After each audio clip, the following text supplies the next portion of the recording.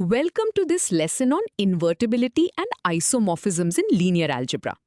Imagine you are translating a highly technical manual from English to Spanish. If the translation is perfect, every single English word maps to exactly one unique Spanish word and no Spanish word is left unused. Because of this perfect matching, you can hand the Spanish manual to another translator and they can translate it back into the exact original English text without losing a single detail. Today, we will explore how this concept of perfect, reversible translation applies to mathematical spaces. Now that we have our translation analogy, let us look at how it works mathematically. In linear algebra, a linear transformation is simply a mathematical rule that moves vectors, which are arrows with length and direction, from one space to another.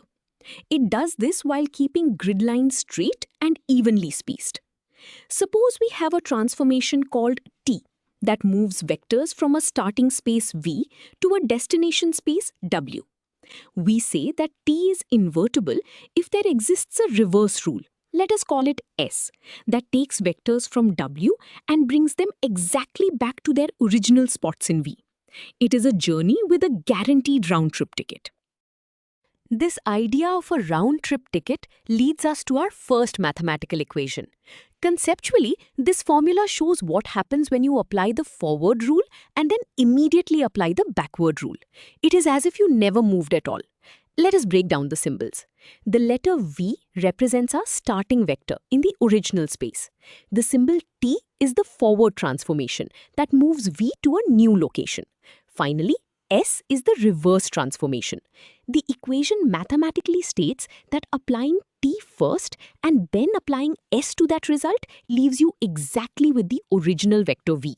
If the input vector changes, the forward rule changes its coordinates, but the reverse rule will always perfectly decode them. Now that we have seen the journey from the starting space, let us look at the process from the perspective of the destination space. This formula guarantees that there are no blind spots in either direction. Here, the letter W is a vector in the destination space W. If we first apply the reverse rule S to pull it back to the starting space and then apply the forward rule T to push it forward again, we land exactly back on W. This two-way guarantee is what makes the transformation truly invertible. If you increase the magnitude of W, the reverse rule scales it back proportionally, and the forward rule restores it perfectly. Both directions must work flawlessly. Having established what makes a rule invertible, we can now introduce a very special label, the isomorphism. Why does this concept matter? Because it tells us when two seemingly different mathematical spaces are actually identical twins in disguise. A transformation is called an isomorphism if it is both one-to-one and onto.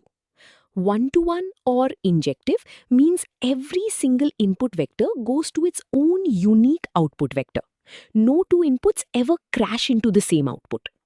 Onto or surjective means every single possible output vector in the destination space is hit by some input. Nothing is left empty. Together, they create a perfect one-to-one pairing between two completely different sets of objects. To make this idea of a perfect pairing concrete, let us look at this visual representation. On the screen, you are seeing two distinct spaces, space V on the left and space W on the right. Inside space V, we have individual starting points labeled V1, V2 and V3. Notice the solid arrows labeled F pointing to the right. Each starting point connects to exactly one unique destination point in space W, labeled W1, W2 and W3. This shows the one-to-one and onto nature of the mapping. Then look at the dashed arrows labeled F inverse pointing back. They perfectly return each point to its exact origin. This diagram beautifully captures the essence of an isomorphism, where no data is lost and every point has a perfect partner. Now that we can visualize an isomorphism, a natural question arises. How do we know if two spaces can even have an isomorphism between them? There is a powerful and simple rule. Two spaces are isomorphic if and only if they have the exact same dimension.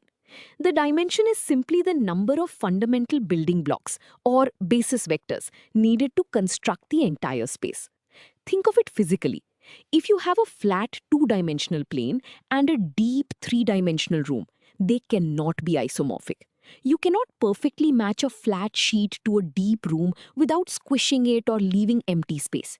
The structural equivalence requires the exact same number of independent directions. This physical intuition about matching spaces brings us to a very clean mathematical condition.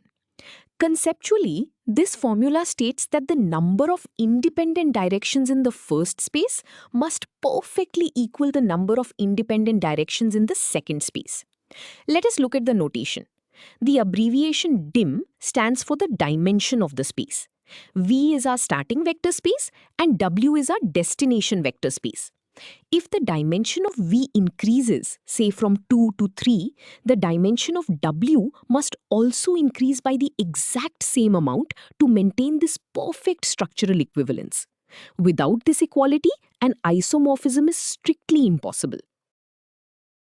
Knowing that dimensions must match, let us explore how we actually verify if a specific transformation is an isomorphism. In linear algebra, we often look at a transformation's standard matrix representation. A matrix is just a grid of numbers that stores the transformation's instructions. To check if data is lost, we calculate a special number called the determinant. The determinant measures exactly how much the transformation stretches or shrinks space. If this number is not zero, it means the transformation does not collapse our space into a flat line or a single point. A non-zero determinant guarantees the matrix is invertible, which in turn guarantees the transformation is an isomorphism. This brings us to the mathematical formula for the determinant of a 2 by 2 matrix. Conceptually, this formula calculates the scaling factor of our transformation. Let us look at the components. For a standard matrix A, the determinant is calculated by taking the product of the top left and bottom right numbers, represented here as A and D, and subtracting the product of the top right and bottom left numbers, represented as B and C. If any variable increases, it directly impacts whether the space stretches or shrinks. This simple cross multiplication is our ultimate test for invertibility. Before we move on, let us see this with a concrete example. We are given a transformation T that takes a two-dimensional vector xy and turns it into a new vector, x plus y and x minus y. We need to determine if this is an isomorphism. First, we extract the coefficients of x and y to build our standard matrix A. The first column, 1 and 1, represents the x-axis rule. The second column, 1 and -1, represents the y-axis rule. Next, we set up the determinant calculation by multiplying the top left and bottom right numbers and subtracting the product of the top right and bottom left numbers. This is a mathematical safety check. Continuing with our calculation, we evaluate the multiplication to get -1 minus 1. This gives us a final determinant value of -2. What does this mean physically?